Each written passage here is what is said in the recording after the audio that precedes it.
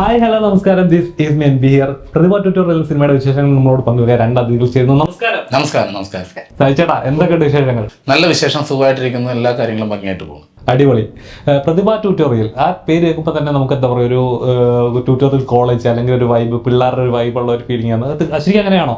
അതെ, തീർച്ചയായിട്ടും. കാരണം ഈ ട്യൂട്ടോറിയൽ കോളേജിൽ നിന്നൊക്കെ നമ്മൾ ഇപ്പോൾ കേട്ടുകേൾവി മാത്രമേ ഉള്ളൂ, കാണാനില്ല അതൊന്നും. കാരണം ഓൺലൈൻ ക്ലാസ്സും ഒക്കെ ആയിട്ട് ഇപ്പോൾ അതൊക്കെ മാറി. പക്ഷേ ഒരു കാലഘട്ടത്തിൽ ട്യൂട്ടോറിയൽ കോളേജ് എന്ന് പറഞ്ഞാൽ സ്കൂളിനേക്കാളും ഗംഭീര പേരുകളുള്ള ട്യൂട്ടോറിയൽ കോളേജ് ഉണ്ടായിരുന്നു. ഒത്തിരി നല്ല നല്ല സ്റ്റുഡൻസിനെ പഠിപ്പിച്ച് എല്ലാം ഫസ്റ്റ് ക്ലാസ്സോട് പാസ്സാവണതും എല്ലാം 10th ഫസ്റ്റ് ക്ലാസ് മേടിച്ച് പാസ്സാകുന്ന കുട്ടികളൊക്കെ, ഡിസ്റ്റിങ്ഷൻ വാങ്ങിക്കുന്ന കുട്ടികളൊക്കെ ഉള്ള ഒരുപാട് ട്യൂട്ടോറിയൽ കോളേജ് ഉണ്ടായിരുന്നു. ചില ട്യൂട്ടോറിയൽ കോളേജിൻ്റെ പേരിൽ അടുത്ത സ്കൂൾ അറിയപ്പെടുന്നുണ്ട്. ഇന്ന ട്യൂട്ടോറിയൽ കോളേജിൻ്റെ അടുത്താണ് ഈ സ്കൂൾ എന്ന് പറഞ്ഞ് അതേപോലെ നിലനിന്നിരുന്നതാണ്. പക്ഷേ ഇതെല്ലാം പോയിട്ട് ഇപ്പോൾ അങ്ങനെ ഒരു സംഭവമേ ഇല്ല. അത്തരത്തിലൊരു ട്യൂട്ടോറിയൽ കോളേജ് പണ്ട് തുടങ്ങി വെച്ചൊരു ട്യൂട്ടോറിയൽ കോളേജ് റീ ഓപ്പൺ ചെയ്ത് അത് മുന്നോട്ട് കൊണ്ടുപോകാനുള്ള ഒരു ഫൈറ്റും കാര്യങ്ങളാണ് ഈ പടത്തിൻ്റെ ഒരു പ്രത്യേകത. ചേട്ടൻ അങ്ങനെ ആയിരുന്നോ ഡിസ്റ്റിങ്ഷൻ ഒക്കെ മേടിച്ച് പാസ്സാകുന്ന? പിന്നെ എനിക്ക് ഡിസ്റ്റിങ്ഷൻ ഉണ്ടായിരുന്നു. മാർക്കിലല്ല, 8th ഞാൻ പോയി എന്നാരാ പറഞ്ഞത്? അല്ല, ഞാൻ പഠിച്ചിരിക്കുന്ന സമയത്ത് എൻ്റെ ചേട്ടൻ അവിടുത്തെ ബെസ്റ്റ് സ്റ്റുഡൻറ്റാണ്. അപ്പം ഞാൻ ചേട്ടൻ 8th 9th അയച്ചപ്പോൾ ഞാൻ ചേട്ടൻ പഠിച്ച ക്ലാസ്സിലേക്ക് 8th ക്ലാസ്സിലേക്ക് വന്നു.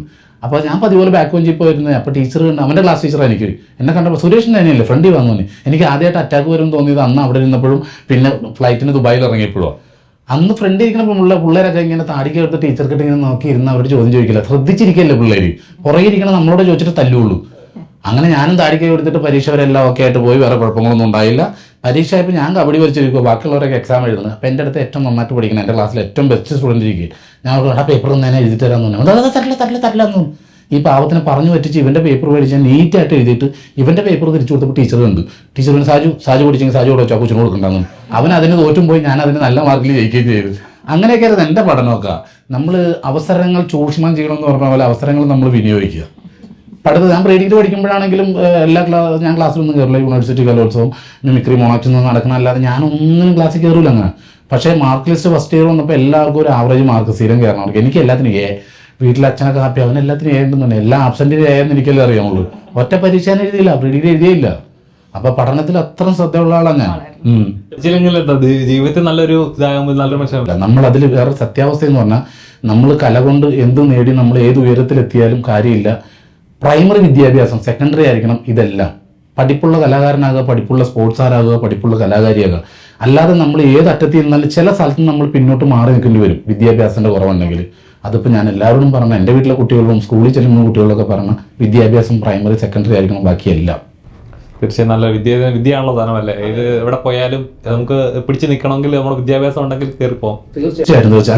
ഈ പറഞ്ഞ പോലെ തന്നെ സ്പോർട്സ് എന്ന് പറഞ്ഞില്ലേ, അത് എക്സ്പീരിയൻസ് ചെയ്ത ഒരാളാണ് ഞാൻ സ്പോർട്സിൽ ഫസ്റ്റ് ആയിരുന്നു. നാഷണൽ അത്ലറ്റ് ആണ്. National 100 meter race, long jump, hurdles ആയിരുന്നു എൻ്റെ ഇവന്റ്. അപ്പം എനിക്ക് സ്കൂളിലൊക്കെ അതിൻ്റെ ഒരു വലിയ ഒരു ഇത് എനിക്ക് കിട്ടിയിട്ടുണ്ട്. അതേപോലെ കോളേജിലെ യൂണിവേഴ്സിറ്റി, ഇന്റർ യൂണിവേഴ്സിറ്റി വിന്നറാണ്. ഇന്ത്യ പവർ ലിഫ്റ്റർ ആണ്. 3 വർഷം കണ്ടിന്യൂസ് ആയിട്ട് ഫാദർ വർഗോത്തിന് അവാർഡ് ഹോൾഡർ ആണ്. പിന്നെ അത് കഴിഞ്ഞ് CRPF ജോലി കിട്ടി. CRPF ഡൽഹിയിലായിരുന്നു ജോലി കിട്ടിയത്. അവിടുന്ന് തിരിച്ച് ജോയിൻ ചെയ്ത് ഇങ്ങോട്ട് ഞാൻ തിരിച്ചു പോന്നിട്ട് ഇവിടെ ഞാൻ കരാത്തെ അസോസിയേഷൻ ഓഫ് ഇന്ത്യയുടെ അണ്ടറിൽ ഇന്ത്യയുടെ ജഡ്ജാണ്. കരാത്തയുടെ ജഡ്ജാണ്. കിക്ക് ബോക്സിംഗ് അസോസിയേഷൻ ഓഫ് ഇന്ത്യയുടെ റിംഗ് റെഫറിയാണ്. റിംഗിൽ നോർമലി ലേഡീസ് കയറില്ല. കണ്ടിട്ടില്ല ആരെങ്കിലും? ഒരു ഹെൽമെറ്റ് പഠിച്ചവരെ അവിടെ കോംപ്രമൈസ് ചെയ്യാൻ അവർ നിൽക്കും. പക്ഷെ ആരും ഉപദ്രവിച്ചതായിട്ട് കേട്ടിട്ടില്ല. അതായത് ജെനുവിൻ ആയിട്ട് പഠിച്ച ആളുകൾ താൽക്കാലികമായിട്ട് ഒരു അടിപിടി ഉണ്ടാക്കാനൊക്കെ വേണ്ടി വരും കുട്ടികൾ ക്ലാസ്സിൽ. ഒരു ബെൽറ്റിന് നമ്മൾ ഇതിലൊക്കെ മൂവിയിലൊക്കെ കാണാറില്ലേ, എനിക്ക് അവനെ അടിക്കണം, കുറച്ച് സാധനങ്ങളൊക്കെ പഠിപ്പിച്ചു തരുന്നത്, അങ്ങനെ വരുന്ന ആളുകളാണെങ്കിലും ഓക്കെ. പക്ഷെ ഇത് അങ്ങനെയല്ല. അച്ഛൻ ബ്ലാക്ക് പഠിച്ചു കഴിയുമ്പോഴത്തേക്ക് പിന്നെ അടിക്കാനുള്ള അല്ല, മറക്കല്ല, അവർക്ക് കൺട്രോൾ ചെയ്യണം, മെന്റലി സ്റ്റേബിൾ ആവും അവര്. ഈ സ്റ്റെബിലിറ്റി ഇല്ലാണ്ട് ഇത് മാർഷൽ ആർട്സ് പഠിച്ച ഏതൊരാൾക്കും കിട്ടുന്ന ഒരു കാര്യം എന്താണെന്ന് വെച്ചാൽ അവർ സ്റ്റേബിൾ ആയിരിക്കും, മെന്റലി സ്റ്റേബിൾ ആയിരിക്കും. അപ്പൊ അങ്ങനെ ഒരു കാര്യമുണ്ട്. അപ്പം ഞാൻ അത് വിട്ട് ഞാൻ സ്കൂളുകളിൽ ക്ലാസ് എടുത്തുകൊണ്ടിരുന്ന ആളാണ്. അതൊക്കെ സ്റ്റോപ്പ് ചെയ്തിട്ട് 4 years ആയിട്ട് ഇപ്പം ഇൻഡസ്ട്രിയിലുണ്ട്. ഗ്രേറ്റ് ഇന്ത്യൻ കിച്ചണിലൂടെ നിമിഷയുടെ അമ്മയായിട്ട് എൻട്രി ചെയ്തു. അതിൻ്റെ മുന്നേ കൊച്ചു കൊച്ചു കാര്യങ്ങളൊക്കെ ചെയ്തു. ആൽബം മധു ബാലകൃഷ്ണൻ സാറിൻ്റെ ഒരു സോങ്ങിലൂടെ വന്നു. അതിൻ്റെ ശേഷം ഇന്ത്യൻ കിച്ചൺ ചെയ്തു, വൈറസ് ചെയ്തു, കപ്പേള ചെയ്തു, ഗർറ് ചെയ്തു, അഞ്ചക്കള്ളക്കൊക്കൻ ചെയ്തു, ജാനകി ജാനി ചെയ്തു, ഇപ്പോൾ റീസെൻ്റ്ലി വാഴ ചെയ്തു. അതിൻ്റെ ശേഷമാണ് പ്രതിഭ ട്യൂട്ടോറിയൽ ഇപ്പോൾ റിലീസാവുന്നത്. ഇപ്പോൾ ഒരു മൂവി ഷൂട്ട് നടന്നുകൊണ്ടിരിക്കുകയാണ് കണ്ണൂരിൽ. അപ്പം എനിക്ക് അതും ഇഷ്ടമാണ്. അത് വിട്ടേച്ച് പോകുന്നത് എന്ന് ഒത്തിരി പേര് എൻ്റെ അടുത്ത് വഴക്ക് പറഞ്ഞിട്ടുണ്ട്. അനു നീ എന്തിനാ അത് സ്റ്റോപ്പ് ചെയ്തത്, ഇന്ത്യയുടെ റെഫറിയാണ് എന്നൊക്കെ പറഞ്ഞിട്ട്. പക്ഷെ എനിക്ക് ഇതൊന്നും ഒരു ഭയങ്കര ഹാപ്പിയാണ്. ആ സാധനം എൻ്റെ അടുത്തുണ്ട്. എപ്പോൾ വേണമെങ്കിലും എനിക്ക് അപ്ലൈ ചെയ്യും. ഈ ഓപ്പർച്യൂണിറ്റി എന്ന് പറയുന്നത് എപ്പോഴും എനിക്ക് കിട്ടിക്കൊള്ളണം എന്നില്ല. അപ്പോൾ ഇത് അൺഎക്സ്പെക്റ്റഡ് ആയിട്ട് എത്തിയതാണ്. പക്ഷെ എത്തിക്കഴിഞ്ഞാൽ ഭയങ്കര ഇഷ്ടമായി.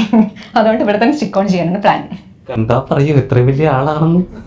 പൊളിയിട്ടാ. കാരണം ഞാൻ പലതും കേട്ടിട്ടുണ്ട്, പല ആൾക്കാരും കേട്ടിട്ടുണ്ട്. എനിക്ക് തോന്നുന്നു ഇൻഡസ്ട്രിയില് ഇങ്ങനെ ഒരല്ലേ പിന്നെ ഇങ്ങനെ അത്യാവശ്യം കുറച്ച് കാര്യമായിട്ടൊക്കെ പഠിച്ചിരിക്കണോ? അല്ല അത് പഠിച്ചിട്ടുണ്ടെങ്കിൽ ഒരു കാര്യമുണ്ട്. എന്താന്ന് വെച്ചാൽ നമുക്ക് പെട്ടെന്ന് ഒന്നിനും നമ്മൾ റിയാക്ട് ചെയ്യില്ല. നമ്മളൊന്ന് ഒരു ആൻസർ ചെയ്യുമ്പോൾ നമ്മൾ നമുക്ക് തിങ്ക് ചെയ്യാനുള്ള കഴിവുണ്ട്. ഈ ഒരു ഇതിലേക്ക് നമുക്ക് ജഡ്ജ്മെന്റ് പെട്ടെന്നായിരിക്കും. നമുക്ക് നോ പറയേണ്ട അടുത്ത് നോ പറയാൻ പെട്ടെന്ന് പറ്റും. നമ്മൾ അയ്യോ എന്ന് പറഞ്ഞ് പേടിച്ച് നിൽക്കില്ല. സോറി എന്ന് പറഞ്ഞാൽ മതി, അത്ര മതി. ആ സോറി പറയാൻ നമുക്ക് പെട്ടെന്ന് പറ്റും. സോറി ആവശ്യമുള്ളിടത്ത് നമ്മൾ പറഞ്ഞേ പറ്റും. അപ്പൊ അത് പെട്ടെന്ന് നമുക്ക് റിയാക്ട് ചെയ്യാൻ പറ്റും. സെൽഫ് ഡിഫൻസ് പഠിച്ചിരിക്കുക എന്നുള്ള അത്യാവശ്യം നല്ല കാര്യം തന്നെയാണ്. ഈ ഇന്റർവ്യൂ പുറത്തു പോയി കഴിഞ്ഞാൽ പിന്നെ സോറി എന്ന് പറയേണ്ട കാര്യമൊന്നും പറ്റില്ല. ഇങ്ങനെ വന്ന് കണ്ടതല്ല ഇന്നാവോ. അല്ല, എന്തായാലും ഒത്തിരി സന്തോഷമായിട്ടാണ്. ഞാനിപ്പോൾ എന്തായാലും എൻ്റെ ഒരു മൂവി തുടങ്ങാനുള്ള കാര്യങ്ങളായിട്ട് നിൽക്കുകയാണ്. ആ മൂവി തുടങ്ങി കഴിഞ്ഞിട്ടുണ്ടെങ്കിൽ ഇതൊക്കെ അറിയാവുന്നത് കൊണ്ട് മാത്രം എന്നെ വിളിക്കോ ഒരു ക്യാരക്ടർ തരും. കാരണം അതല്ല, അതിനകത്ത് അങ്ങനെയാണ് ഒരു 5 പേര് ഇങ്ങനത്തെ ക്യാരക്ടറാണ്. അപ്പൊ അത് ഇങ്ങനെ അറിയാവുന്നത് കൊണ്ട് മാത്രം. കാരണം ഞാൻ സിനിമ അഭിനയിച്ച് കണ്ടിട്ടില്ല, ഒന്നും ചെയ്തിട്ടില്ല. പക്ഷെ എനിക്ക് ഫിസിക്കലി അല്ല, കാരണം മൂവി കാണാറ് ഞാൻ അഭിനയിച്ച മൂവി തന്നെ കാണുന്നത് കുറവാണ്. കാരണം കുറവാണ് ഇറങ്ങുന്നത്, അതുകൊണ്ടാണ്. അപ്പൊ ഇത് ഞാൻ അഭിനയിച്ചതെല്ലാം ഓൾമോസ്റ്റ് 99% ഇറങ്ങിയിട്ടുണ്ട്. ഇനിയിപ്പോ ഇറങ്ങാൻ 1-2 മൂവിയും കൂടെ ഉണ്ട്. സന്തോഷം. ഇത് ഞാൻ പറഞ്ഞത് ഈ ഫിസിക്കലി ഇത്ര സ്ട്രെങ്ത് ഉള്ള ആൾക്കാർ എനിക്ക് വേണം. എനിക്ക് ഫിസിക്കലി ഉള്ള സ്ട്രെങ്ത് അല്ല, മെന്റലി സ്ട്രെങ്ത് ആണ്. ഫിസിക്കലി ഞാൻ സാധാ ഒരു ലേഡിയാണ്. അല്ല, ഫിസിക്കലി എന്ന് പറഞ്ഞാൽ നമ്മളൊരു കിക്ക് ചെയ്യണമെങ്കിലും ചെയ്യാൻ പറ്റിയ ഒരാളാകുമ്പോഴത്തേക്ക് നമുക്കത് അങ്ങനത്തെ ഒരു 5 ലേഡിയാണ് അതിനകത്ത് സബ്ജക്റ്റ്. അപ്പൊ അതുകൊണ്ടാണ് പറഞ്ഞത്. ഓക്കെ, സിനിമ നടന്ന ഉറപ്പായിട്ടും അതിലുണ്ടാവും. എന്താ വേണം ഈ ഇന്റർവ്യൂല്? എനിക്ക് ചെലവ് വേണം കേട്ടോ. കുറെ അന്വേഷിച്ച് നടന്നാൽ നമുക്കിത് കിട്ടില്ല. ഇപ്പൊ ഈ ആർട്ടിസ്റ്റുകളുടെ തന്നെ ഞാൻ പല ആൾക്കാരെയും ചിന്തിച്ചു ഇങ്ങനെ. അതിനകത്ത് മെയിൻ ക്യാരക്ടർ ചെയ്യുന്നത് തമിഴിൽ നിന്ന് വന്ന ആർട്ടിസ്റ്റാണ്. അപ്പൊ ഇവരുടെ കൂടെ 5 പേരുണ്ട്, ലേഡീസ് തന്നെ. ഇവരുടെ ഫൈറ്റും കാര്യങ്ങളൊക്കെ ഉണ്ട്. അപ്പൊ ഇത് എങ്ങനെ ആരും ഉപയോഗിക്കുന്നുള്ള കാര്യത്തിൽ ഞാൻ പ്ലാൻ ചെയ്തിട്ടിരിക്കുകയായിരുന്നു. പക്ഷെ ഇതുപോലെ നമുക്ക് ചില സമയത്ത് പെട്ടെന്ന് നമുക്ക് ഇതുപോലെ വീണ് കിട്ടണം. ആ അവസരം മുതലെടുക്കുക എന്ന് പറഞ്ഞ പോലെ തന്നെ ഞാൻ ഒരു ഓഫർ അല്ല കേട്ടോ, നല്ല സിനിമ നടന്ന അതിലുണ്ടാവും. വേണം നേരത്ത് അങ്ങനെ ഈ ഇന്റർവ്യൂവിൽ അങ്ങനെ ഒരു കാര്യം നടന്നു കിട്ടി. ചേട്ടാ എനിക്ക് ഇന്നലെ റോൾ ഞാൻ വിട്ടു കേട്ടോ. അല്ലെ, അവസരം മുതലാക്കണമല്ലോ. തീർച്ചയായിട്ടും തനിക്ക് ചെയ്യാൻ പറ്റിയ ആർട്ടിസ്റ്റ് ആണ്, ചെയ്യാൻ പറ്റുകയാണെങ്കിൽ ഉറപ്പായിട്ട് ഞാൻ തരും. പിന്നെ എൻ്റെ ഫസ്റ്റ് മൂവി ആയതുകൊണ്ട് ഞാൻ അതിനകത്ത് ഫ്രണ്ട്ഷിപ്പോ കാര്യങ്ങളോ ഒന്നും നോക്കൂല. ഈ ഒരു ക്യാരക്ടർ ചെയ്യാൻ ആരാണ് ആപ്റ്റ് അതനുസരിച്ച് ചെയ്യിക്കുള്ളൂ. എൻ്റെ കൂട്ടുകാരത്തിൽ നമ്മുടെ മേഖലയിൽ തന്നെ ഒത്തിരി ആർട്ടിസ്റ്റുകളുണ്ട്, പക്ഷെ ഇവരാരും ഉൾപ്പെടുത്തിയിട്ടില്ല സിനിമയിൽ. കഥാപാത്രം ഡിമാൻഡ് ചെയ്യുന്നുണ്ടെങ്കിൽ മാത്രം. കാരണം നമ്മളെ ഒരു ചാൻസ് കിട്ടണം. അത് നമ്മൾ മിസ്യൂസ് ചെയ്ത് കഴിഞ്ഞിട്ടുണ്ടെങ്കിൽ പിന്നെ ഇൻഡസ്ട്രിയിൽ നമുക്ക് ഒരവസരം വേറെ ആൾ തരില്ല. കാരണം ഒന്നാമത് ഞാനൊരു കോമഡി ആർട്ടിസ്റ്റാണ്. ഇവൻ എങ്ങനെ സിനിമ ചെയ്ത് എന്താവും എന്നുള്ള ധാരണ കൂടി ഉണ്ട്. അങ്ങനൊന്നുമില്ല, എത്രയോ പേര് ഇങ്ങനെ നമ്മുടെ. അപ്പൊ ഞാനിപ്പോ ഒരു 23 മിനിറ്റ്സുള്ള സിനിമ ചെയ്തിട്ട് ജമ്മു കാശ്മീരിന്റെ ഓൾ ഇന്ത്യൻ ഫിലിം ഫെസ്റ്റിവലിലെ മികച്ച സംവിധായകൻ ഞാനാണ്. അങ്ങനെ ഒത്തിരി സ്ഥലത്തു നിന്നുള്ള അവാർഡുകൾ ഇപ്പൊ അതിന് കിട്ടിയിട്ടുണ്ട്, ഫിലിമിനും എനിക്കും. ഇപ്പോൾ എക്സ്പീരിയൻസ് എന്ന് പറയുന്നത് ചെറിയൊരു വാക്കല്ല. അത് നമ്മൾ കിട്ടുന്നത് നമ്മൾ ജീവിതത്തെ അനുഭവിച്ചു പോകുന്ന, നമുക്ക് മറ്റുള്ളവരായിട്ട് ഇടപഴകുമ്പോൾ ഉണ്ടാവുന്ന കിട്ടുന്നത് നമ്മുടെ ഒബ്സർവേഷനാണ്. നമ്മൾ ഷൂട്ടിങ്ങിന് പോയി കഴിഞ്ഞാൽ സീൻ കഴിഞ്ഞിട്ട് അതിന്റെ ഡയലോഗ് കഴിഞ്ഞിട്ട് നേരെ പോയി മാറി ഇരുന്നിട്ട് കാര്യമില്ല. അവിടെ കൂടി പാളി ചെല്ലുക, ഡയറക്ടറെ പുറകെ ചെല്ലുക, മോണിറ്റർ ശ്രദ്ധിക്കുക, ലൈറ്റ് അപ്പ് ചെയ്തേക്കണം എങ്ങനെയാണെന്ന് നോക്കുക. ഇതൊക്കെ നമ്മൾ ഇതിൻ്റെ ഇടയിൽ കൂടി തന്നെ നമുക്കൊരു പഠനവും കൂടി ആവും. അപ്പം കഴിഞ്ഞ ദിവസം നമ്മളിപ്പോൾ സിനിമ നടക്കുന്ന വിഷയങ്ങളൊക്കെ അറിയാലോ അല്ലേ? അതെന്താ ചോദിക്കാത്തെന്ന് ഓർത്തിരിക്കുകയായിരുന്നു. അതിന്റെ സീരീസ് അതിനോട് ഞാൻ കിടക്കുന്നില്ല. കഴിഞ്ഞ ദിവസം ലാലേട്ടൻ പറഞ്ഞൊരു വാക്ക് ശരിക്കും എനിക്ക് പേഴ്സണലി കൊണ്ടു. കാരണം വെച്ചാൽ അദ്ദേഹം പറഞ്ഞായിരുന്നു, ഇത്രയും വർഷം നിങ്ങൾക്ക് പ്രിയപ്പെട്ടവരായ ഞങ്ങൾ ഒരു ദിവസം കൊണ്ട് എങ്ങനെ അന്യരായി മാറി. കാരണം ഒരുപാട് ഇൻസ്പയർ ചെയ്ത ആക്ടേഴ്സിനെ കുറിച്ച് ഇങ്ങനെ അപവാദങ്ങൾ കേൾക്കുമ്പോൾ, അപ്പോൾ ആരോപണങ്ങൾ വെറും വാക്കുകൾ മാത്രം കേൾക്കുമ്പോൾ ഒന്ന് ചിന്തിക്കുക പോലും ചെയ്യാതെ ഇവരങ്ങനെയാണെന്ന് കാറ്റഗറൈസ് ചെയ്യാന്ന് പറഞ്ഞ ഒരു എന്താ പറയുക, ശരിക്കും പറയുക ഒരു മോശപ്പെട്ട ഒരു സിനിമയുടെ നല്ല കാലം പൊയ്ക്കൊണ്ടിരിക്കുമ്പോൾ തന്നെ ആരോ ടാർഗറ്റ് ചെയ്ത പോലെ എനിക്ക് പേഴ്സണലി തോന്നി. ശരിക്കും അങ്ങനെ വല്ല ഇതിന്റെ സത്യസന്ധമായിട്ടുള്ള കാര്യം പുറത്തു വരണം എന്നല്ലേ നമ്മൾ അറിയുള്ളൂ. കാരണം ഇപ്പൊ ആരോപണം ഉന്നയിച്ചവരെ ഒരിക്കലും നമുക്ക് കുറ്റം പറയാൻ പറ്റില്ല. ആരോപിക്കപ്പെട്ടവരെ നമുക്ക് ഇപ്പൊ സ്ട്രൈറ്റ് നമുക്ക് കുറ്റം പറയാൻ പറ്റില്ല. ഇതിങ്ങനെ ചെയ്യുന്ന ഞാൻ പറ്റേ തൻ്റെ വീട്ടിൽ 3-4 അമ്മക്കൾ നിങ്ങളുണ്ടെങ്കിൽ ഒരുത്തം ഫുൾ ടൈം കഞ്ചാവും വെള്ളം നാട്ടുകാർക്ക് ഇടിയാന്ന് പറഞ്ഞിട്ടുണ്ടെങ്കിൽ തൻ്റെ വീട്ടുപേര് ചീത്തയെന്ന് പറയില്ല, തൻ്റെ ബാക്കിയുള്ളവർ ചീത്തയെന്ന് പറയും. പക്ഷെ പൊതുസമൂഹം അങ്ങനെ പറഞ്ഞു അവൻ്റെ അച്ഛൻ വളർത്തത് ദോഷമാണ്, അവന്മാരുടെ കുഴപ്പമാണത് ഇതേ പറയുള്ളൂ. അതൊരു കീഴ്വഴക്കായി മാറിക്കൊണ്ടിരിക്കുക. ഒരിക്കലും ഇതിപ്പോൾ വളരെ ചുരുക്കം ഒരു ഏരിയയിൽ മാത്രമേ ഇത് സംഭവിച്ചിട്ടുള്ളൂ. ഇതിന്റെ പിന്നിൽ ബാക്കി എത്ര പേരുണ്ടെന്നറിയാമോ? അങ്ങനെ ജീവിക്കുന്നവരുണ്ട്. ഇവർ ചെയ്തെന്നല്ല ഞാൻ പറഞ്ഞത്, അങ്ങനെയുള്ളവരുണ്ട്. പിന്നെ ക്രൂ മെമ്പേഴ്സ് ഉണ്ട്, ലൈറ്റ് ബോയ്സ് വരെ അങ്ങനെ അടക്കം കംപ്ലീറ്റ് ആൾക്കാരുണ്ട്. പക്ഷെ ടോട്ടലി ഇപ്പൊ ഞാനാണെങ്കിൽ പുറത്ത് 4 പേര് പോകുന്നിടത്ത് ചെല്ലുമ്പോഴത്തേക്ക് നമ്മളോട് ചോദിക്കണില്ലേ എന്താ ഈ പേരുണ്ടോ, അങ്ങനെയൊക്കെ ചോദിക്കണത്. പക്ഷെ ഇതെന്തുകൊണ്ട് സംഭവിച്ചു, എങ്ങനെ സംഭവിച്ചു എന്നുള്ളതല്ല, ഇത് സംഭവിക്കാൻ പാടില്ലായിരുന്നു. ഒരിക്കലും നമ്മൾ മനസ്സുകൊണ്ട് ഒരിക്കലും ഇഷ്ടപ്പെട്ട കാര്യമല്ല ഇത് ഇങ്ങനെ സംഭവിക്കണമെന്ന്. ഒരിക്കലും സംഭവിക്കാൻ പാടില്ലാത്ത കാര്യമാണ്. സംഭവിച്ചിട്ടുണ്ടെങ്കിൽ അത് നിയമ നടപടികൾ സ്വീകരിച്ച് എന്താണ് തെറ്റാണെങ്കിൽ അത് ഓക്കെ അറിയുന്നത് വരെ നമ്മൾ ഇതിനെക്കുറിച്ചൊന്നും പറയാൻ പറ്റില്ല. കുറേ വർഷത്തെ എക്സ്പീരിയൻസ് ഒറ്റ നിമിഷം കൊണ്ട് ഒന്നും അല്ലാതാവും പോകുന്ന ഭയങ്കര കൈപ്പുണ്യമുള്ളൊരു ഡോക്ടർ ഭയങ്കര സർജറി ഒക്കെ ചെയ്ത് ഒറ്റ ഓപ്പറേഷൻ ചെയ്തിയാൽ പോരെ. നമ്മൾ എപ്പോഴും ഒരു കാല് വെക്കുമ്പോൾ ശ്രദ്ധിച്ച് തന്നെ വെക്കുക. ഒരിക്കലും അങ്ങനെയൊന്നും ആവാതിരിക്കട്ടെ, സംഭവിക്കാതിരിക്കട്ടെ എന്ന് ഞാൻ ഇവിടെ പ്രാർത്ഥിക്കുമ്പോൾ അപ്പുറത്ത് കുറച്ച് പേരുണ്ട് ന്യായത്തിന് വേണ്ടി അപേക്ഷിക്കുന്നവർ. അവരെ മോശമാക്കി പറയണമല്ല, എപ്പോഴും നമ്മൾ സ്ത്രീകളുടെ പക്കത്താണ്. ഇപ്പൊ ഈ മൂപ്പിലാത്തി എൻ്റെ കവളത്തിട്ടൊരു അടി അടിച്ചിട്ടുണ്ടെങ്കിൽ ഞാൻ തിരിച്ചൊരു അടി അടിച്ചാൽ നിങ്ങൾ എല്ലാവരും കൂടെ എന്നെ അടിക്കുള്ളൂ, ഇവരെ വല്ലതും ചെയ്യുമോ? കാര്യം അറിയാതെ ഒന്നും ചെയ്യാൻ പറ്റത്തില്ല. അല്ല, കാര്യം അറിയാപ്പോൾ ഞാൻ മുഖത്തിട്ട് അടിച്ചാൽ ആരെ സപ്പോർട്ട് ചെയ്യും? നിങ്ങൾ ഒബ്വിയസ്ലി അങ്ങോട്ടായിരിക്കും. ഒരു ബസ് സ്റ്റോപ്പിൽ കിടന്ന് ഞാൻ ഇടി കൊള്ളുന്നു. അപ്പോൾ അവിടെ നിൽക്കുന്ന ചേട്ടന്മാരൊക്കെ പറയാമോ അത് വേറെ നമ്മളെ ഇടപെടണ്ട, വിളിച്ചു മാറ്റും. എൻ്റെ കൂട്ടുകാരന്മാർ തന്നെ എന്നെ രക്ഷിക്കാൻ, അല്ലെങ്കിൽ വേറെ ആരെങ്കിലും വിളിച്ചു വരുത്തണം. അതേവശം ഒരു പെണ്ണിനെയാണ് ഒരാൾ തോന്നണമെങ്കിൽ അറഞ്ചം പുറഞ്ചിടിക്കും. അപ്പോഴതാണ് സ്ത്രീകൾക്ക് വേണ്ടി എപ്പോഴും കൂടെ നിൽക്കുന്ന ആൾക്കാരാണ് ഈ സംഭവം. വൃത്തികേട് ചെയ്യുന്ന ആണാണെങ്കിലും ഒരു ലേഡി അപമാനിക്കപ്പെടുന്നു എന്ന് കണ്ടു കഴിഞ്ഞാൽ സമ്മതിക്കില്ല, അവരെ കൂടെ നിൽക്കും, ആ ലേഡിയുടെ കൂടെ നിൽക്കും. എത്ര വൃത്തികേട് ചെയ്യുന്ന ഒരാളാണെങ്കിലും. എന്താ വെച്ചാൽ എൻ്റെ ഒരു ഫ്രണ്ടിൻ്റെ ഒരു എക്സ്പീരിയൻസ് ഉണ്ടായിരുന്നു. ബസ്സിൽ യാത്ര ചെയ്യുന്ന സമയത്ത് ബാക്കിൽ നിന്ന് എപ്പോഴും ഇനി ഇറിറ്റേറ്റ് ചെയ്തുകൊണ്ടിരിക്കുക കുറേ ടൈം. അപ്പോൾ ഏകദേശം അവൾ അത്രയും നേരം സഹിച്ചു നിന്ന് പോലീസ് സ്റ്റേഷൻ എത്തട്ടെ എന്ന് എഴുതിയിട്ടായിരുന്നു. അപ്പോൾ അത്രയും വെയിറ്റ് ചെയ്തിട്ട് അതിൻ്റെ ബാക്കിൽ ഇവൾ കയറുമ്പോൾ തന്നെ ഇവരെ തോണ്ടിയ ആൾ അതിൻ്റെ പുറകിലുണ്ട്. എന്നിട്ട് എൻ്റെ അടുത്ത് പറഞ്ഞു, വനു അപ്പോൾ റിയാക്ട് ചെയ്ത സമയത്ത് ആ ഫസ്റ്റ് കയറുമ്പം അവരെ ഇട്ട് തോണ്ടിയ ആൾ പോലും അവളെ കൂടെ നിന്നു. എന്താ വെച്ചാൽ ഇദ്ദേഹം തോണ്ടുന്നതാണ് അവരുടെ ശ്രദ്ധയിൽ പെട്ടതും. അപ്പം ഇത് റിയാക്ട് ചെയ്തപ്പം ഫസ്റ്റ് തോണ്ടിയ ആൾ കൂടെ വന്നിട്ട് എല്ലാവരും കൂടെ പിടിച്ച് സ്റ്റേഷനിലാക്കി. അപ്പൊ അതാണ് ഇപ്പം ഈ കാര്യം പറഞ്ഞത്. അല്ല, എപ്പോഴും സപ്പോർട്ട് ലേഡീസിന് തന്നെ ആയിരിക്കും. എപ്പോഴും നമ്മൾ ഒരു മുൻതൂക്കം. ഞാൻ നോക്കട്ടെ, ഇപ്പൊ ഞാൻ ഇങ്ങനെ ഇരുന്നോണ്ട് ഇങ്ങനെ ഒന്ന് നോക്കിയിട്ടുണ്ടെങ്കിൽ നിങ്ങൾ കേസ് കൊടുക്കും. അല്ല പറയട്ടെ, എന്താണെന്നറിയാമോ? അല്ല ഞാൻ ഇങ്ങനെ ഒന്ന് നോക്കി നിങ്ങൾ കേസ് കൊടുക്കും. നിങ്ങളൊരു ദിവസം മുഴുവൻ എന്റെ മുഖത്തിട്ട് നോക്കിയെന്ന് എനിക്ക് കേസ് കൊടുക്കാൻ വകുപ്പില്ല. അല്ല, ഇപ്പൊ പൊതുവെ നടക്കണതാ. അപ്പൊ അതുകൊണ്ട് സ്ത്രീകൾക്ക് ഇതില്ലെന്ന് പറയുന്നത്. കൂടുതൽ സ്ത്രീകൾക്കാ, പുരുഷന്മാർക്ക് ഒന്നും ചെയ്യാൻ പറ്റില്ല. കള്ളു പിടിച്ച് വണ്ടി ഓടിക്കാം. നിങ്ങൾ രണ്ടെണ്ണം അടിച്ചാലും വണ്ടി ഓടിച്ച് ചോദിക്കൊന്നുമില്ല. പോകാം. അപ്പൊ ഒന്നിനും രക്ഷയില്ലാത്ത ആൾക്കാരാ അല്ലേ? ഒരുപാട് വിഷയങ്ങൾ അങ്ങനെ നടക്കാം. പക്ഷെ ഒരുപാട് മിസ്യൂസും ചെയ്യുന്നുണ്ട്. കാരണം സ്ത്രീകൾക്ക് അങ്ങനെ സപ്പോർട്ട് ചെയ്യുമ്പോൾ വന്നാൽ പിന്നെ ഇങ്ങനെ ചെയ്തൊക്കെ എന്റെ ഭാഗത്താണ് നിയമം ഉള്ളത്. അത് ഒരുപാട് മിസ്യൂസ്, കുറെ ആൾക്കാർ മിസ്യൂസ് ചെയ്യുന്നുണ്ട്. എല്ലാവരും അല്ല, നമ്മൾ ഡെയിലി വാർത്തകൾ കാണുന്നുണ്ട് ഇങ്ങനത്തെ ഇതൊക്കെ. ബിവറേജ് പോകുമ്പോൾ വൈഫിനെ ഡ്രൈവറായിട്ട് കൂട്ടിക്കൊണ്ടുവന്ന ഭർത്താക്കന്മാരുണ്ട്. അങ്ങനെയൊന്നും പറയല്ലേ. ഞാൻ അങ്ങനെ പോയി ആരാ പറഞ്ഞത്? അങ്ങനെ കിട്ടാന്ന് ഭാഗ്യാണ്. അല്ല, എന്റെ വൈഫൊക്കെ അങ്ങനെ നമ്മളെ സപ്പോർട്ട് ചെയ്യുന്ന ആൾക്കാരാണ്. ഇപ്പൊ ഞങ്ങൾ എന്റെ ഫാമിലി ചെന്ന് കഴിയുമ്പോൾ എല്ലാവരും കൂടി കുടിക്കുമ്പോൾ നമ്മൾ കമ്പനി അടിക്കും. അപ്പൊ എല്ലാവരും കഴിക്കും. അപ്പൊ ഞാൻ പറയും ഒന്ന് സാധനം മേടിക്കാൻ പോകണമല്ലോ, ആര് പോവും? ബൈക്കിന് പോവും. അപ്പോൾ ഞാൻ പറയാം എനിക്ക് ഐസ്ക്രീം മേടിച്ചു തന്നെ ഒന്നും. അത് പുറകെ ഇരുത്തി പോയിട്ട് ഐസ്ക്രീം മേടിച്ച് അവിടെ ബേക്കറി ഇരുത്തിയിട്ട് പോളസൊക്കെ ആവും. അതൊക്കെ അതല്ലേ പറഞ്ഞത്. ഇതിലൊക്കെ പിന്നെ ഈ മദ്യം ഉണ്ടാക്കണം എന്തിനാണ്? നമ്മൾ കാണിക്കണം എന്തിനാണ്? പിന്നെ സർക്കാർ അതുകൊണ്ടാണ് ജീവിക്കുന്നത് തന്നെ. പിന്നെ അപ്പൊ നമ്മുടെ സിനിമയിലേക്ക് വരുവാണെങ്കിൽ അനുചേച്ചി സിനിമയിലൊക്കെ പോലെ മദ്യത്തിന്റെ കാര്യം പറ. പിന്നെ വലിയ കാര്യം പറഞ്ഞു അതിനതാ സിനിമ. അപ്പൊ നമ്മുടെ സിനിമയിലെ കഥാപാത്രം ഒന്നും പറഞ്ഞില്ലായിരുന്നു. എന്തായിരുന്നു കഥാപാത്രം? ഞാൻ സുധീഷ് ചേട്ടന്റെ ഭാര്യയായിട്ടുള്ള ക്യാരക്ടറാണ് ഇതിൽ പ്രതിഭ ട്യൂട്ടോറിയൽ ചെയ്തിരിക്കുന്നത്. അതും ഭയങ്കര ലവബിൾ ആയിട്ടുള്ള ഫാമിലി ഒക്കെയാണ്. പക്ഷേ സുധീഷ് ചേട്ടൻ്റെ അടുത്തുള്ള ഒരു ഇൻസിഡന്റ്, എപ്പോഴും ഹസ്ബൻഡിനെ ഇങ്ങനെ സ്ട്രോങ് ആയിട്ട് പിടിച്ചുകൊണ്ടിരിക്കുന്ന ഒരു ഭാര്യ. എന്ത് ചെയ്താലും പിന്നെ ഇൻ കേസ് സ്നേഹത്തോടു കൂടി വന്നാലും ഉള്ളിൽ ഈ സംഭവം ഉള്ളത് കൊണ്ട് ആ മനുഷ്യനെ തൊടാൻ വിടാതെ അല്ലെങ്കിൽ ആ സ്നേഹത്തോടെ നിൽക്കാതെ എപ്പോഴും റിയാക്ട് ചെയ്തുകൊണ്ടിരിക്കുന്ന ഒരു ഭാര്യ. ആ ക്യാരക്ടറാണ് എനിക്കുള്ളത്. പിന്നെ സുധീഷ് ചേട്ടൻ്റെ കൂടെ ആ വേഷം ചെയ്യാൻ പറ്റിയെന്ന് പറഞ്ഞാൽ എന്നെ സംബന്ധിച്ച് വലിയ കാര്യമായിട്ട് ഞാൻ എടുക്കുന്നത്. എന്താ വെച്ചാൽ ഞാൻ മണിച്ചിത്രത്താഴൊക്കെ കണ്ടിട്ട് എനിക്കൊരു ഭയങ്കര ഒരു ഫാനായിരുന്നു എൻ്റെ. അപ്പൊ എന്നെ ഡയറക്ടർ വിളിച്ച സമയത്ത് അനു ഇങ്ങനെ സുധീഷ് ചേട്ടൻ്റെ ഭാര്യയായിട്ടൊരു വേഷം ചെയ്യാനുണ്ട് എന്ന് പറഞ്ഞു. അപ്പൊ ഞാൻ ഒന്നും നോക്കാതെ ഓടിപ്പോയ ആളാ. എന്താ വെച്ചാൽ എനിക്ക് ഭയങ്കര ഇഷ്ടമായിരുന്നു അവരെ ഇഷ്ടം എന്ന് വെച്ചാൽ അവർ ചെയ്യുന്ന ക്യാരക്ടേഴ്സിനെ ഭയങ്കര ഇഷ്ടമായിരുന്നു.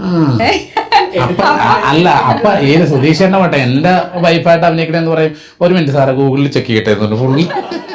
ഞാന് നമ്മുടെ ഇതില്ലായിരുന്നോ കരിങ്കണ്ണൻ കരിങ്കണ്ണ മൂവിയിൽ ഞാൻ ഉണ്ടായിരുന്നു. എനിക്ക് ആ സമയത്ത് എനിക്ക് ചെയ്യാൻ പറ്റാഞ്ഞിട്ട് അങ്ങനെ പോകുന്നത്. അങ്ങനെയാണ് അന്ന് ഞങ്ങൾ ഒരുമിച്ച് കാണുമായിരുന്നു. അത് കരിങ്കണ്ണ ഭയങ്കര ഇമോഷണൽ ആയിട്ടൊരു മൂവിയാണ്. അതില് സീമ ചേച്ചി ചെയ്ത ക്യാരക്ടർ എനിക്ക് ഭയങ്കര ഇഷ്ടമാണ്. അങ്ങനത്തെ ക്യാരക്ടേഴ്സ് ഒക്കെ ചെയ്യാൻ ഭയങ്കര ഇഷ്ടം. ചേച്ചി കഴിയുമ്പോഴേക്കും പുള്ളിക്കാരന്റെ ഇമോഷണൽ ആയിട്ടുള്ള ഇത് കുറെ അങ്ങനെ അനുഭവിക്കുന്ന ഒരുപാട് ആൾക്കാരുണ്ട്. പണ്ടെന്നുള്ളവരുടെ വീട്ടിൽ ആരോ എന്തോ പറഞ്ഞിട്ട് സംഭവിച്ചെന്നും പറഞ്ഞിട്ട് പിന്നെ ഇപ്പോഴും ആ ജനറേഷൻ മുഴുവനും ഒരു വീട്ടിൽ ചെന്ന് സംസാരിക്കുമ്പോഴൊക്കെ ഇങ്ങനെ പറയുന്ന ആൾക്കാർ ഇഷ്ടം പോലെ ഉണ്ട്. ഓരോ സിനിമയിലെ കഥാപാത്രങ്ങൾ വരുമ്പോൾ എങ്ങനെയാണ് ഇത് ചൂസ് ചെയ്യുന്നത്? ഇത് ഈ കഥാപാത്രം ചെയ്ത പ്രേക്ഷകർ എങ്ങനെ സ്വീകരിക്കും? കഥാപാത്രം വരാൻ വേണ്ടി പ്രാർത്ഥിക്കുക, അപ്പോഴാണ് വരുമ്പോ ചൂസ് ചെയ്യണതാണ്. അങ്ങനെയൊന്നുമില്ല, നമ്മളുടെ ജീവിതമാർഗ്ഗം ഇത്. അത് വന്ന ക്യാരക്ടർ എന്താണെങ്കിലും നന്നായിട്ട് ചെയ്യുക, നമുക്കൊണ്ട് മാക്സിമം എന്തു കൊടുക്കാൻ പറ്റും അത് ചെയ്യുക. അല്ലാതെ ഇപ്പോൾ പ്രമുഖ നടന്മാർ സെൻട്രൽ ക്യാരക്ടർ ചെയ്യുന്നവരൊക്കെ ആണെങ്കിൽ അത് സ്ക്രിപ്റ്റ് നോക്കും, എങ്ങനെയുണ്ടെന്ന് നോക്കിയിട്ട് നമ്മൾ മാക്സിമം നോക്കണത് നമ്മുടെ ഓപ്പോസിറ്റ് അഭിനയിക്കുന്ന ആരാന്ന് നോക്കും. നമ്മളൊരാളുടെ ശിങ്കിടി ആയിരിക്കുമല്ലോ എപ്പോഴും, അതാരാന്ന് നോക്കും. എപ്പോഴേലും തോന്നിയിട്ടുണ്ടോ ഞാൻ ഇങ്ങനെ ആയി പോകുന്നത്, ഇങ്ങനൊരു സൈഡ് റോൾ അല്ലെങ്കിൽ ഒരു കൂട്ടുകാരൻ റോൾ? ദൈവം കുറക്കൂല. 300 രൂപക്ക് ഗിന്നസിൽ കൊച്ചിൻ ഗിന്നസിൽ കളിച്ചാൽ ട്രോഫി കളിച്ചോണ്ടിരിക്കണ ഞാൻ വൈറ്റിൽ നിന്ന് ഓട്ടോറിക്ഷക്ക് വീട്ടിൽ പോകണ 200-250 രൂപ കൊടുക്കണം. ആ പൈസ കൊണ്ട് ജീവിച്ച ഞാൻ ഇപ്പം ഇത്ര ഇത് തന്നപ്പോഴത്തേക്ക് ഞാൻ അത് ചെയ്യണ്ടായിരുന്നു എന്നാ. ഒരിക്കലും ഇല്ല. ഇപ്പൊ ദൈവം നമ്മൾ ആവശ്യപ്പെട്ടേക്കണേക്കാൾ കൂടുതൽ ദൈവം തന്നിട്ടുണ്ട്. ഇനിയും നമ്മൾ ആവശ്യപ്പെടുന്ന പുള്ളിനെ ബുദ്ധിമുട്ടിക്കുന്ന പോലെ ആവും. നമുക്കായിട്ട് അധ്വാനിച്ചതിനുള്ള ഭാരം എന്തായാലും. ഒരിക്കലും ഞാനൊന്നും ഭയങ്കര കഷ്ടപ്പെട്ട് സിനിമ ഒന്നല്ല. അങ്ങനെ വന്ന ഒത്തിരി ആൾക്കാരുണ്ട്. ഞാനൊക്കെ ഈ ചാനലിൽ വന്ന് കണ്ട് അപ്പം തന്നെ ഇഷ്ടപ്പെട്ടിട്ട് അങ്ങനെ വന്ന് കയറിയ ആൾക്കാരില്ലേ. ഒരുപാട് ആൾക്കാർ കുറേ വർഷമായിട്ട് ഇതിനു വേണ്ടി കഷ്ടപ്പെട്ട് ദുരിതം അനുഭവിച്ച് നടന്നിട്ട് ഇപ്പോഴും കിട്ടാതെ മറ്റു പല ജോലിയിലേക്ക് തിരിഞ്ഞ ആൾക്കാരുണ്ട്. അന്ന് ഈ ചാനലോ കാര്യങ്ങളൊന്നും ഇല്ലാത്ത സമയത്ത് അവരൊക്കെ കയറി വരട്ടെ, അവർക്കൊക്കെ അവസരങ്ങൾ ഉണ്ടാവട്ടെ. അത് പറയുമ്പോഴാണ് ഒരുപാട് പേര് ഇങ്ങനെ സിനിമയിൽ വന്നു പോകുന്നവരുണ്ട്. ആദ്യത്തെ സിനിമ ഒരുപാട് പ്രതീക്ഷയോടായിരിക്കും വരുന്നത്. ഞാൻ എൻ്റെ മുഖം എല്ലാവരും അറിയും, ഞാൻ എൻ്റെ അധ്വാനം അറിയും, എൻ്റെ സ്വപ്നം നടക്കും എന്നാഗ്രഹിച്ചു വരും. പക്ഷെ പിന്നീട് ആരും അവരെ കാണാറില്ല. ഈ പറഞ്ഞ പോലെ സിനിമയുടെ കുത്തൊഴുക്കി പോകുന്നോണ്ടാവാം എപ്പോഴെങ്കിലും അങ്ങനെ ഫീൽ ചെയ്തിട്ടുണ്ട്? അല്ല, നമ്മളുടെ ഔട്ട്പുട്ട് ഉണ്ടെങ്കിൽ നമുക്ക് തീർച്ചയായിട്ടും നിൽക്കാൻ പറ്റും. പിന്നെ സിനിമയിൽ വരാൻ എല്ലാവർക്കും എളുപ്പമാണ്, സിനിമയ്ക്ക് അഭിനയിക്കാൻ പറ്റും, വന്ന് ജോയിൻ ചെയ്യാം. പക്ഷെ നിലനിർത്തിക്കൊണ്ട് പോകുന്നുള്ളതാണ് എല്ലാം തരണം ചെയ്യണം നമ്മൾ. അനുചേച്ചി, അതായത് ഇപ്പം നല്ലൊരു പ്രൊഫഷൻ കളഞ്ഞിട്ടാണ് ഈ സിനിമയിലോട്ട് ഇറങ്ങിയത്. അതായത് ഇപ്പം എല്ലാവരും സിനിമ എന്ന് പറയുമ്പോൾ ഒരു എന്താ പറയുക, IT ജോബ് അല്ല, അല്ലെങ്കിൽ മാസം ഇത്ര രൂപ കിട്ടുന്ന ഒരു സാലറി ജോബ് അല്ല. വർക്കിന് വരുമ്പം അതിൻ്റെ പേയ്മെന്റ് കിട്ടുക എന്നുള്ളതേ ഉള്ളൂ. ഏതെങ്കിലും ഒരു പോലെ നമ്മളെക്കാളും ഇഷ്ടം നമ്മളെ ഡിപ്പെൻഡ് ചെയ്യുന്നവരായിരിക്കുമല്ലോ. നമുക്ക് ചുറ്റുമുള്ളവരെ കെയർ ചെയ്യുക, അവരെ സേഫ് ആയിട്ടിരിക്കുക എന്നുള്ളതായിരിക്കും നമ്മുടെ കെയർ ചെയ്യുക, നമ്മുടെ പ്രയോറിറ്റി കൂടുതൽ. ഏതെങ്കിലും പോയിന്റ് ആൾ എന്തിനാണ് ആ ജോബ് കളഞ്ഞിട്ട്, എന്തിനാണ് നമുക്ക് സേഫ് ഒരു ബാക്കപ്പ് ഇല്ലേ എന്ന് ചോദിച്ചിട്ടില്ലേ? ഉണ്ട്, ഒത്തിരി പേര് ചോദിച്ചിട്ടുണ്ട് എൻ്റെ അടുത്ത്. എൻ്റെ അച്ഛൻ തന്നെ എൻ്റെ അടുത്ത് ചോദിച്ചിട്ടുണ്ട്. അച്ഛൻ മാർഷൽ ആർട്സിലുണ്ട്. അല്ല, എനിക്ക് ഹസ്ബൻഡും ഉണ്ട്. ഹസ്ബൻഡ് ചോദിച്ചിട്ടുണ്ട്. അപ്പം ഞാനത് വിട്ടിട്ട് ഇൻഡസ്ട്രിയിലേക്ക് വന്ന സമയത്ത്, വിട്ടിട്ടല്ല വന്നത്, ഓൾറെഡി ഇൻഡസ്ട്രിയിൽ അതിൻ്റെ ശേഷമാണ് അത് സ്റ്റോപ്പ് ചെയ്തത്. എന്താ വെച്ചാൽ നമുക്ക് പ്രോപ്പർ ടൈമിൽ ക്ലാസ് അറ്റൻഡ് ചെയ്യാൻ പറ്റില്ല. സ്കൂളിലെ ക്ലാസ് ഒക്കെ ആകുമ്പോൾ നമുക്ക് ഇപ്പോൾ വീക്ക്ലി 2 days ആണ് ഈ ക്ലാസ് ഉണ്ടെന്നുണ്ടെങ്കിൽ, ചിലപ്പം ആ ഡേറ്റിൽ വല്ല ഷൂട്ടോ കാര്യങ്ങളോ വന്നിട്ടുണ്ടെങ്കിൽ അറ്റ് എ ടൈം നമുക്ക് എടുക്കാൻ പറ്റില്ല ക്ലാസ്. അപ്പോൾ സ്കൂളിൽ ഒരു 1000 പിള്ളേരുണ്ടെങ്കിൽ അവർ ഈ വീക്ക്ലി 2 days ക്ലാസ്സിന് വേണ്ടിയിട്ട് വെയിറ്റ് ചെയ്യുന്നവരായിരിക്കും. അപ്പോൾ എനിക്ക് ആ സമയത്ത് ഷൂട്ട് ഉണ്ടാകുമ്പോൾ ഞാൻ ക്ലാസ് അപ്പോൾ സ്റ്റോപ്പ് ചെയ്തിട്ട് ഷൂട്ടിന് പോയിട്ടുള്ളത്. എന്താ വെച്ചാൽ അത്ര ഇഷ്ടമായി ഇപ്പോൾ ഇൻഡസ്ട്രി എന്ന് പറയുന്നത്, ഒരു പാഷനായി എനിക്ക്. അതുകൊണ്ടാണ് അത് സ്റ്റോപ്പ് ചെയ്തത്. സിനിമ എന്നുള്ളത് ഉള്ളിൽ കയറിയത് ഞാൻ എക്സ്പെക്ട് ചെയ്യാത്ത ഒരാളാണ് ഇൻഡസ്ട്രി എന്ന് പറയുന്നത്. എന്താ വെച്ചാൽ എൻ്റെ ഒരു മാനറിസം ബോഡി ഇങ്ങനെയല്ലായിരുന്നു. ഞാൻ എൻ്റെ ഇൻസ്റ്റ FB എന്തെങ്കിലും നോക്കിയാൽ കാണാൻ പറ്റും. ഞാൻ fully morning evening full workout ചെയ്ത് weight lifting, athletics, hurdles, long jump. അപ്പോൾ അവരുടെ ബോഡി എങ്ങനെയായിരിക്കും ഊഹിച്ചാൽ അറിയാലോ. പക്ഷേ ഇത് ഉള്ളിലുണ്ടായിരുന്നു. കല എന്ന് പറയുന്ന സാധനം. ഇപ്പോൾ ഒരു ഡാൻസ് കാണുകയാണെങ്കിൽ, പാട്ട് കേൾക്കുകയാണെങ്കിലൊക്കെ ഞാൻ ഓട്ടോമാറ്റിക് അതിലേക്ക് പോകുന്ന ഒരാളാണ്. അപ്പോൾ ഹസ്ബൻഡും അത് ശ്രദ്ധിച്ചിട്ടുണ്ട്. അങ്ങനെയാണ് ഞങ്ങളൊരു പ്രോഗ്രാമിന് പോയ സമയത്ത് അവിടെ ഇരുന്ന ഒരാൾ ചോദിച്ചതാണ്, മാധവി എന്ന് പറയുന്ന മൂവിയുടെ ഒരു ഇതിന് പോയതായിരുന്നു പ്രോഗ്രാമിന്. അപ്പം വിനീതേട്ടൻ സ്റ്റേജിൽ ഇങ്ങനെ ഇരിക്കുന്ന സമയത്ത് അവിടെ ഷൂട്ട് നടന്നുകൊണ്ടിരിക്കുകയാണ്. അപ്പോൾ അതിൻ്റെ ഇടയിൽ നിന്ന് ഡയറക്ടർ എന്നെ വിളിച്ചിട്ട് ചോദിച്ചു, എനിക്ക് അറിയില്ല ഡയറക്ടർ ആരാന്നും അറിയില്ല. എന്നാൽ അപ്പം എൻ്റെ അടുത്ത് ചോദിച്ചു, മോളെ ആ ബൊക്കെ ഒന്ന് വിനീതന് കൊടുക്കാൻ പറ്റുമെന്ന് ചോദിച്ചു. അപ്പം ഞാൻ എന്നെ എല്ലാ രീതിയിൽ ബാക്കിലേക്ക് നിന്നെ തന്നെയാന്ന് പറഞ്ഞു. അപ്പം ഞാൻ എഴുന്നേറ്റിട്ട് പറഞ്ഞു, സോറി ഞാൻ ആർട്ടിസ്റ്റ് അല്ല, ഞാനിത് ഇവരെ ആളെ കാണാൻ വേണ്ടി വന്നപ്പം കുഴപ്പമില്ല, ഞാൻ ബൊക്ക കൊടുത്താൽ മതി എന്ന് പറഞ്ഞു. അങ്ങനെയാണ് ഫസ്റ്റ് ഞാൻ ഫ്രെയിമിൽ കയറിയിട്ട് വിനീതേട്ടന് ബൊക്ക കൊടുക്കുന്നു. പിറ്റേ ദിവസം ക്ലാസ്സിൻ്റെ ആവശ്യത്തിന് വേണ്ടി പോയ സമയത്ത് അവിടെ സോങ് ഷൂട്ട് നടക്കുന്നു. ആ സോങ്ങിലും എന്നെ കൊണ്ട് നിർത്തിയവർ, അതായത് ഹീറോയിൻ്റെ കൂടെ എന്നെ കൊണ്ട് നിർത്തി. അങ്ങനെയാണ് ഫസ്റ്റ് ഞാൻ ഫ്രെയിമിൽ വരുന്നത് മാധവി എന്ന് പറയുന്ന മൂവിയിൽ. അന്നിങ്ങനെയല്ല, വേറൊരാളാണ് അങ്ങനെ വരുന്നത്. പിന്നെ അതിന് ശേഷം ഞാൻ മേരെ പ്യാരെ ദേശവാസി എന്ന് പറയുന്ന പടത്തിൽ നീനേച്ചിയുടെ മരുമകളായിട്ട്, നീനാക്കുറുപ്പിൻ്റെ മരുമകളായിട്ട് വന്നു. അവിടെ നിന്ന് അങ്ങോട്ട് ഇപ്പം ഷായിച്ചേട്ടൻ പറഞ്ഞ മാതിരി ആ ക്യാരക്ടർ വരെ കൊണ്ട് ചെയ്യിപ്പിക്കാൻ പറ്റും എന്നുള്ള തോന്നലുള്ളത് കൊണ്ടായിരിക്കാം എനിക്ക് വേഷങ്ങൾ വന്നു തുടങ്ങിയതും. പിന്നെ വൈറസ്, കപ്പേള, അങ്ങനെ വന്നു. പക്ഷെ ചെയ്ത എല്ലാ പടങ്ങളും ശ്രദ്ധിക്കപ്പെട്ട പടങ്ങളാണ്. എന്നെ ശ്രദ്ധിച്ചിട്ടില്ലെങ്കിലും പടങ്ങൾ ശ്രദ്ധിച്ചിട്ടുണ്ട്. അപ്പോൾ ഒരാൾ ചോദിച്ചു കഴിഞ്ഞാൽ എനിക്ക് എണ്ണി പറയാവുന്ന എല്ലാ പടങ്ങളും നല്ല പടങ്ങളാണ്. ഇപ്പം റീസെൻ്റ്ലി വാഴ വരെ റിലീസായത് നല്ല പടങ്ങൾ. അപ്പം എന്നോട് പലരും ചോദിക്കാറുണ്ട്, അനുവിന് എന്തോ രാശിയുണ്ട്, അനു ചെയ്യുന്ന പടങ്ങളെല്ലാം എസ്പെഷ്യലി ഇന്ത്യൻ വരെ അങ്ങനെ പറയാറുണ്ട് എൻ്റെ അടുത്ത്. എല്ലാം അങ്ങനെ ഒത്തിരി പേര് എൻ്റെ അടുത്ത് ചോദിച്ചിട്ടുണ്ട്. ഇപ്പം വാഴ ചെയ്തു, അതിന് മുന്നേ ചെയ്ത എല്ലാ പടങ്ങളും ഇങ്ങനെ എടുത്തൊരുക്കുകയാണെങ്കിൽ എല്ലാം ശ്രദ്ധിക്കുന്നുണ്ട് പടങ്ങൾ എന്ന് പറയാറുണ്ട്. അങ്ങനെ ആവട്ടെ. അല്ല ഞാൻ ഉദ്ദേശിച്ച വെറുതെ ആയില്ല, കറക്റ്റ് ആളെ ചൂസ് ചെയ്തേക്കണം. ജയിച്ചേട്ടാ ഇപ്പൊ നമ്മുടെ പാട്ടും കളിയൊക്കെ പറയുമ്പോഴേക്കും ജയിച്ചേട്ടാ നല്ലൊരു പാട്ടുകാരനാണ്. ഞാനാ സത്യമായിട്ടും അല്ല, പാട്ട് പാടാൻ പറഞ്ഞപ്പോ പെട്ടെന്ന് തന്നെ ദാസേട്ടനോട് ചോദിച്ചാലും പറഞ്ഞൊരു പാട്ട് പാടാൻ പറഞ്ഞപ്പോൾ ദാസേട്ടനോ ആലോചിക്കും ഇത് പാട്ട് പാടുന്നു ഇങ്ങനെ. അല്ല, അത് ഉണ്ടാവും എന്തായാലും. പാട്ട് കണ്ടൊക്കെ ഞാൻ പാടാം. ഇപ്പൊ നമ്മള് സംസാരിച്ച് പോവുക, പാടാം, ഉറപ്പായിട്ടും പാടാം. അവസാനം നമുക്കൊരു പാട്ട് പോകാം പാടി. പിന്നെ തീർച്ചയായിട്ടും. അപ്പം പ്രതിഭ ട്യൂട്ടോറിയൽ ഇപ്പൊ അതിന്റെ ടൈറ്റിൽ കേൾക്കുമ്പോൾ തന്നെ അറിയാം നല്ല അടിപൊളി വൈബുള്ള. കാരണം നമ്മുടെ ഓണത്തിലൂടെയാണ് ഇറങ്ങുന്നത്. നല്ലൊരു സദ്യക്ക് നല്ലൊരു കൂട്ടുകറി ആയിരിക്കും പ്രതിഭ ട്യൂട്ടോറിയൽ. എല്ലാ സിനിമക്കും നീ തന്നെ ഇരുന്നാ മതിട്ടാ. നീ പ്രത്യേക വൈബാ അല്ലേ പറയണത്. ഭയങ്കര അടിപൊളിയാട്ടാ. ഞാൻ സീരിയസ്ലി പറഞ്ഞതാ. അല്ല, നമ്മളൊന്ന് ഡള്ളായി പോയ അപ്പൊ ശരിയാ, നല്ല കാര്യം. പ്രൊഡ്യൂസറായിട്ട് വേറെ വല്ല സെറ്റപ്പ് ഇല്ല. പക്ഷെ എന്തായാലും പറഞ്ഞതുപോലെ തന്നെയാണ്. നമ്മളിപ്പോ കൊച്ചു പടം എന്ന് പറഞ്ഞിട്ട് നമ്മൾ അതിനൊരിക്കലും ഡീഗ്രേഡ് ചെയ്യരുത്. അപ്പൊ നമ്മൾ എല്ലാ പടങ്ങളും വന്നത് എല്ലാ പോലെ ഒരു റൈറ്റർ നല്ല രീതിയിൽ എഴുതിയ ഒരു നല്ല ഡയറക്ടർ സംവിധാനം ചെയ്തിട്ടാണ് വന്നത്. നമ്മൾ എന്ത് പറഞ്ഞാലും കറി ഉണ്ടാക്കിയാലും നമ്മൾ ചിക്കൻ, മട്ടൺ, ബീഫ് എന്താ ഉണ്ടാക്കിയാലും ഉപ്പില്ലെങ്കിൽ പണി വാളും. അതുപോലെ തന്നെ എല്ലാ രീതിയിലും എല്ലാ മേഖലയിൽ നിന്നും വന്ന സിനിമകളെല്ലാം ഒരുപോലെയാണ്. അപ്പം നമ്മൾ കൊടുക്കുന്നതും ഇത്ര 10 രൂപ കൊടുത്ത് മേടിക്കുന്ന സാധനം 25 രൂപ കൊടുത്ത് മേടിക്കുന്ന സാധനം തമ്മിൽ വ്യത്യാസം ഉണ്ടാവും. പക്ഷെ രണ്ടും ഒരേ ഉപയോഗത്തിനാണെങ്കിൽ പറഞ്ഞിട്ട് കാര്യമില്ല. അപ്പം അതുകൊണ്ട് പ്രതിഭ ട്യൂട്ടോറിയൽ എന്ന് പറഞ്ഞ സിനിമ ഫുൾ എൻ്റർടൈനറാണ്. കാരണം ഫാമിലി ആയിട്ട് ഒന്നിച്ചിരുന്ന് കാണാൻ പറ്റിയ സിനിമയാണ്. അതുപോലുള്ള സിനിമകൾ ഇറങ്ങണമെന്ന് ആഗ്രഹിക്കുന്ന ആളാണ് ഞാൻ. തീർച്ചയായും ഫാമിലിക്ക് ഇപ്പോൾ എല്ലാ ഈ പ്രശ്നങ്ങളൊക്കെ നടക്കുന്നെങ്കിലും ഒന്ന് ചിരിച്ചിറങ്ങി സന്തോഷിച്ച് ഇറങ്ങാൻ പറ്റുന്ന ഒരു നല്ല സിനിമ ഉണ്ടെങ്കിൽ പ്രേക്ഷകർ നല്ലോണം ആസ്വദിക്കുന്ന ഞാൻ കരുതുന്നത്. അതെ തീർച്ചയായിട്ടും അതുപോലെ ഒരു സിനിമയായി മാറട്ടെ. അപ്പോൾ ഞാൻ വെറുതെ ഒരു ചോദ്യം ചോദിക്കുക. ഇപ്പോൾ ദൈവം അല്ലെങ്കിൽ ഒരു ആരെങ്കിലും ഒരു ആൾ വന്നിട്ട് കഴിവുള്ള ഒരാൾ വന്ന് ഭയങ്കര അനുസരിച്ചുള്ള ആൾ വന്നിട്ട് നിങ്ങളോട് പറയുവാണ്, നാളെ മുതൽ നിങ്ങളുടെ ലൈഫ് ഇതുവരെ ഉള്ളതുപോലെ ആയിരിക്കത്തില്ല, ഒന്നെങ്കിലും സ്റ്റാർട്ട് ചെയ്യുകയാണ്.